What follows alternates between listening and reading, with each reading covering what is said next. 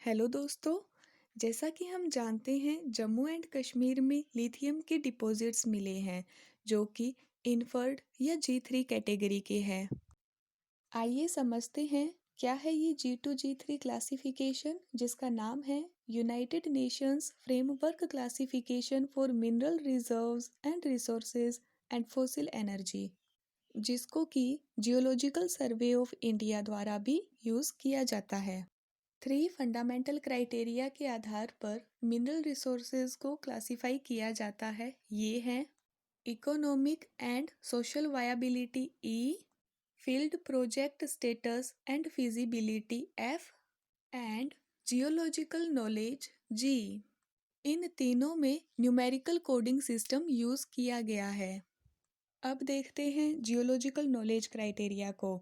Geological evaluation के लिए geological exploration को 4 स्टेजेस में डिवाइड किया गया है।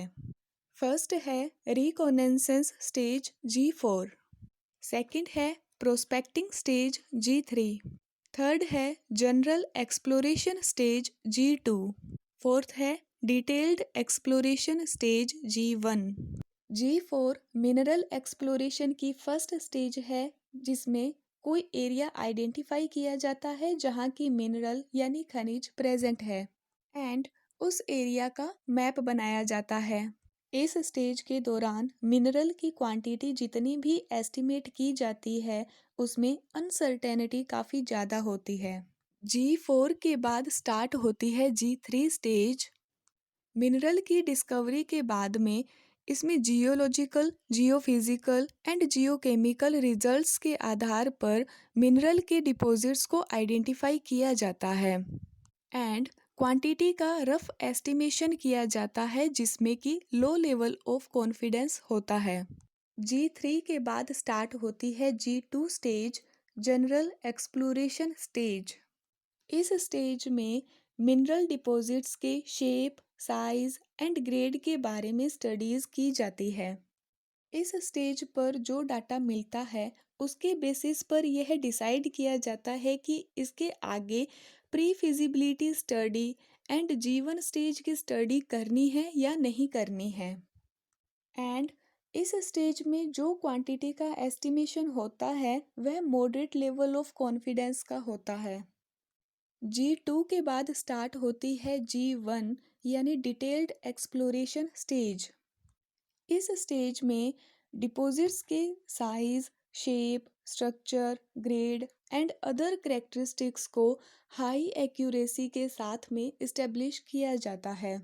यहाँ डिपॉजिट्स की क्वांटिटी के एस्टिमेशन में हाई लेवल ऑफ कॉन्फिडेंस होता है।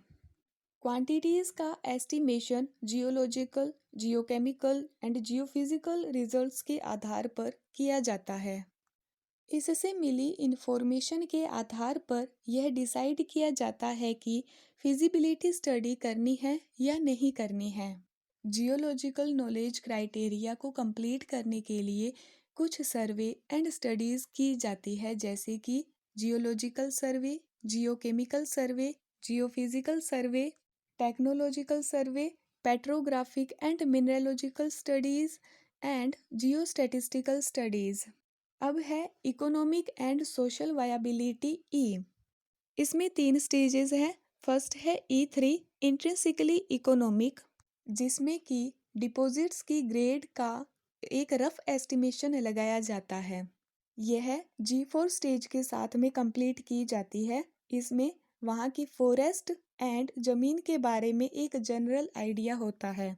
इसके बाद में E2 स्टेज स्टार्ट होती है पोटेंशियली इकोनॉमिक, जो कि G2 एंड G1 स्टेज के साथ में की जाती है। और लास्ट है E1, जो कि G1 स्टेज के साथ में होता है। इस स्टेज के बाद उस जगह के फॉरेस्ट और वहाँ की ज़मीन के बारे में एक स्पेसिफिक नॉलेज होती है एंड फिर माइनिंग रिपोर्ट तैयार की जाती है। नाउ फिजिबिलिटी एक्सिस, इसमें भी 3 स्टेजेस होती है। फर्स्ट है geological studies F3, pre feasibility studies F2, यह G2 के डाटा के बेसिस पर की जाती है। एंड थर्ड है फिजिबिलिटी स्टडी F1, जिसको G1 के डाटा के आधार पर किया जाता है। फिजिबिलिटी की कोडिंग के लिए कुछ स्टडीज की जाती है, जैसे कि जियोलॉजी के बारे में, देन माइनिंग के बारे में, मतलब कि माइनिंग का मेथड क्या होगा, कितनी मैन पावर लगेगी। Third environment, then processing. Fifth है infrastructure and service, then construction activities and costing, marketing, economic viability and some other factors. इन तीनों criteria E, F and G के कॉम्बिनेशन से एक 3D सिस्टम क्रिएट होता है, जिसमें एक एक्सिस पर social and economic viability E axis, second axis पर फिजिबिलिटी जिसको एफ एक्सिस कहते हैं, एंड थर्ड एक्सिस पर जियोलॉजिकल नॉलेज जी एक्सिस। इन तीनों से मिलकर कुछ इस प्रकार का 3D ग्राफ बनता है। इसमें ई एक्सिस पर 3 लेवल्स है, E3, E2, E1। F axis पर 3 लेवल है, F3, F2, F1। And ji axis पर 4 लेवल्स है, G4, G3, G2, G1। जिनका मतलब क्या है वो हमने एक एक करके देख लिया है। अब इसे थोड़ा सिंपल मेथड से समझते हैं। ये ग्राफ है एक्सप्लोरेटरी प्रोजेक्ट का, जिसका कोड है 334। इसमें फर्स्ट वाला 3 डिनोट कर रहा है E3 को, सेकंड वाला 3 डिनोट कर रहा है F3 को, एंड 4 डिनोट कर रहा है G4 को। इसका मतलब है कि प्रोजेक्ट अभी G4 स्टेज पर है, जिसमें जियोलॉजिकल नॉलेज भी लिमिटेड है and economic viability E and project feasibility F दोनों ही अनिश्चित है, अनसर्टेन है। क्योंकि अभी प्रोजेक्ट G4 स्टेज पर है तो ओनली एरिया डिस्कवर ही हुआ है। ये एग्जाम्पल है पोटेंशियली कमर्शियल प्रोजेक्ट का, जिसका कोड है 222, जो कि G2 स्टेज पर है and E2 and F2 level पर भी स्टडीज हो चुकी है।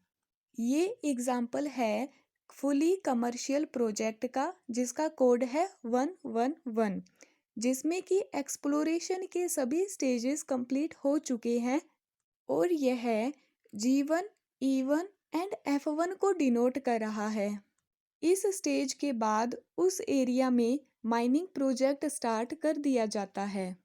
अब आते हैं लिथियम के डिपॉजिट्स पर, जो कि जम्मू एंड कश्मीर में मिले हैं। इसको 1999 में डिस्कवर किया गया था सबसे पहले, सो वो इसकी G4 स्टेज थी। अब 24 ईयर्स के बाद G3 स्टेज का एक्सप्लोरेशन कंप्लीट हुआ है। मतलब कि अब जो भी इंफॉर्मेशन हमारे पास है वह G3 लेवल की है। सो इसमें अभी माइनिंग स्टार्ट करने में बहुत टाइम लगने वाला है, बिकॉज G3 से G2 एंड G2 से G1 तक जाना है और उसके बाद में E एंड F क्राइटेरिया को भी कंप्लीट करना है।